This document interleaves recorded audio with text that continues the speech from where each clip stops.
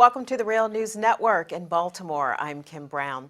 In spite of Republicans having control of the White House and both chambers of Congress for the first time since the Bush 43 administration, there are glaring fractures within the party and amongst lawmakers and their constituents. Now, Democrats also find themselves divided, but Democrats are not in power at the moment. And they don't find themselves in the unenviable position of having to defend the antics of the president, whose administration has been fraught with scandals and court challenges to his policies, and it hasn't even been in office for 100 days. Now, the best way to figure out what's happening amongst conservative Republicans is to talk to someone within that movement. And today we're joined with Ben Howe. Ben is a contributing editor to RedState.com. He's also a filmmaker who runs the Howe Creative Group. And in 2016, he released a crowd-funded documentary titled The Sociopath, about the rise of Donald Trump as a political force. Ben joins us today from South Carolina. Thank you for joining me on The Real News, Ben. Great to have you. Thanks for having me, Kim. So, Ben, let's begin with the conversation. Obviously, the ongoing debate about the American Health Care Act, which the GOP proposed repeal of the Affordable Care Act. Now, a vote was supposed to happen on Thursday, but it didn't. And a version of the bill actually cleared the House Rules Committee early Friday, and a vote is scheduled for Friday afternoon. So here was House Speaker Paul Ryan late Thursday evening. Both, you should have both sides.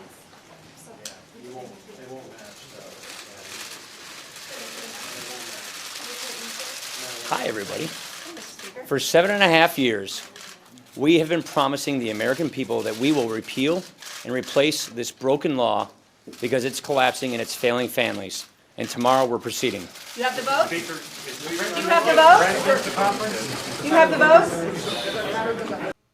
As we see Paul Ryan being asked there by the press corps whether or not he had the votes, and to which he had no answer. So, Ben, the House Freedom Caucus met with Donald Trump Thursday night, and he wasn't able to get them to whip them into enough votes to repeal the bill. And the Koch brothers, who have spent many millions on election campaigns, they have now pledged to donate to incumbent Republicans who vote against the American Health Care Act. So what is it about this health care debate in particular that has illuminated how much top lawmakers don't agree on how to address it? Well, you know, I think that for a long time, conservatives have generally gotten the idea, conservatives within the Republican Party, because let's remember that conservative and Republican are not always synonymous. But I think conservatives within the Republican Party have feared for a long time that leadership is not really interested in implementing a plan that conservatives could sign on to in terms of health care. But they had made promises for so long that they would end up doing something, no matter how damaging or bad or horrible it's going to be, which I think that this version of a replacement would be. Frankly, Obamacare would be better to keep in place than to bring the AHCA in as it is. They're not worried about the optics of the 2018 elections. They're not worried about the 2020 elections, much less whether or not they're going to insure enough people through this plan. They're mostly concerned about making it appear as though Donald Trump's promises are being kept, because that's the most important thing. His entire persona is based on the idea that he's this tough-talking, establishment-crushing, I'm going to do things that no other politician would be willing to do. But then once he got there and actually had to navigate the system, he's been having a little trouble. So much of this is about getting Donald Trump to save face. And he's already, as the bill is having trouble getting enough votes, he's already setting the stage for a really hostile environment between him and Speaker Ryan. Which is just going to spell wonderful things going forward for the Republican Party. You know, after campaigning on repeal and replace, Donald Trump has said that if the House bill does not pass, he's ready to move on to other priorities and let Obamacare remain intact. Yeah. So do you view this as a political defeat for him and congressional Republicans? Well, the first thing is I don't believe a word he says. So I think that he says that because he believes that that makes him look like a tough negotiator, because that was his whole selling point, right? He's the tough negotiator, art of the deal, and all that other nonsense. But it's all a facade. He's a salesman. He's not that great of a negotiator. He's just a circus salesman. And now he's trying to, people are able to see how accurate the claim that he's a good negotiator is, and it's not that good. So he's trying to do this hard stance, but it reminds me of a parent who makes, if you don't stop that right now, you're not going to get any presents for your birthday. Yeah, they probably still will, because you're making a promise, you're making a threat that you can't keep. He won't be able to let this issue go. He's promised it all through the campaign. He spent years ahead of time saying that it's what's going to happen. When this falls through, it's going to be a perfect example of him talking tough and not being able to back it up. So let's talk about the fissures within the Republican Party that we see especially play out on Capitol Hill and on Fox News in conservative media to another extent. And how integral, in your opinion, Ben, has Donald Trump in being this lightning rod of division amongst conservatives? Were these divides already in place before he was elected, and did he just sort of highlight them, or is he the catalyst for the divisions within the Republican Party? I think that in some ways, he highlights them. What's interesting is right now he's trying to get everybody to sign on to basically Paul Ryan and Mitch McConnell's ideas for healthcare. But the base that he got entranced by him, they wanted to destroy Paul Ryan and Mitch McConnell. So in some ways, he's married that division where he's now got the base supporting the interests of the establishment.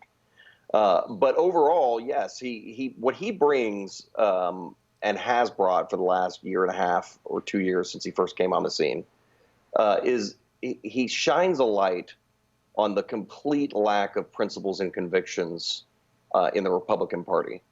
And he makes it clear, at least he makes it clear to me, that conservatism, which is something I subscribe to, is not what the Republican Party is interested in. They're interested in republicanism. And republicanism is essentially advancing the party at any costs. Throughout the primary cycle, when people thought Donald Trump could be defeated, sure, there were plenty of Republicans willing to make the principled argument and make a principled stand against him and say that he's a charlatan and a snake oil salesman and all that. But then once they realized that the party was in danger, that it could perhaps lose the election, they switched gears because party comes first. So in some ways, he's been great. He's sort of exposed to me who I shouldn't listen to. Indeed, and as we try to figure out exactly how this administration is going to go, it's definitely off to a rocky start to begin with. And, Ben, prior to the election, I mean, you were one of really just a handful of conservatives, prominent conservatives, who were part of the Never Trump movement. And if I recall correctly, you even threw your support behind Evan McMullin, if I remember right. So, at first, I put it behind Hillary Clinton, but eventually it became... I wasn't a fan of Hillary Clinton's, but I just thought that Donald Trump was more dangerous. And so I said, if no other choice comes forward, then I'll vote for Hillary.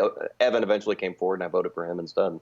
And, we're seeing, like, here and there sprinkled out these feature stories of the Trump voter who was all in for Trump during the campaign, and now they feel betrayed and let down. And we're seeing some buyer's remorse from Trump voters, but it's a little too late now because he's going to be in office, absent an impeachment hearing or anything like that until at least the year 2020. So talk to us about those who are conservatives and also maybe Republicans who are very much against this president and the policies that he's trying to enact. I think that when it comes to the sort of Never Trump, and a lot of us have said we can't really call ourselves Never Trump anymore because it's, the never in Never Trump was about voting for him. And I didn't vote for him. But, he's the president now. So now it's more I'm against Trump as opposed to Never Trump. And it's a difficult line to walk because certainly as he's surrounded himself with Republicans, there's going to be things he does that I like. And there's going to be some low-hanging fruit that I'm a fan of. But those are really easy things to pull off. Those are the easiest things to pull off. Things like healthcare reform or tax reform, immigration reform, all of those things. Those are going to require conservative leadership. And so for most of us who were in the Never Trump camp before, we're happy to applaud moments that were, in line with what we want, while never losing sight of who Donald Trump is. He doesn't do the right thing because he wants to do the right thing. He just kind of does it on accident or because somebody around him said, no, really, you need to do this. But other than that, he's a dumpster fire. And he proves that every time that he does do something good. So if I like Gorsuch and I like the Supreme Court nominee, he will find a way to make me hate that whole process by just being himself. I mean, Gorsuch comes out and says that he thinks it's horrible the way that Trump spoke about judges. And Trump, of course, makes it all about him and tweets about fake news and all this other stuff when it was all being reported correctly. And he'll do that going forward. And he'll do that with how he deals with the House and their initiatives. He's proving it right now. If AHCA doesn't pass, then he will have this hostile relationship with the Speaker, and it will become impossible to do anything. So the first 100 days were really about proving whether or not he could navigate Washington.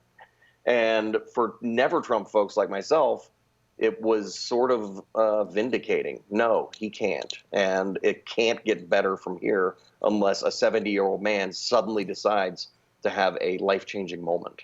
Well, we know that Donald Trump is all about branding and promoting his brand. And with him in the White House, does he improve the branding of Republicans, or does he damage that? And what concerns you the most about issues that he is pushing or policy proposals that he is has on his agenda? What scares you about Donald Trump, Ben? So, and this was really the basis of my whole argument throughout the election. I didn't expect Hillary Clinton to come into office and institute conservative governance. That's not what I thought would happen. But the reason that Donald Trump concerned me more was because, since I am a conservative, I have watched over the years how bad players can impact my ability to make a reasonable argument and a persuasive argument to someone.